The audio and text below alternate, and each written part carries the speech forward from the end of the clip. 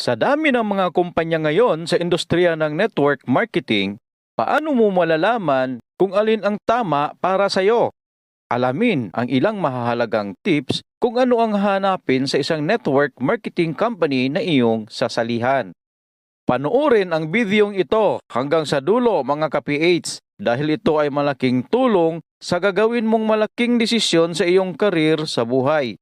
Pero bago tayo magsimula, sana naman ay pakilike ng bidyong ito at pakiclick mo na rin ang subscribe button at notification bell upang ma-notified ka sa mga susunod ko pang videos na tulad nito.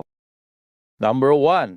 Suriin kung ang kumpanya ba ay miyembro ng isang mapagkatiwalaan na global business organization tulad ng Direct Selling Association o DSA. Sa halos libo-libong mga kumpanya sa industriya ng network marketing at direct sales,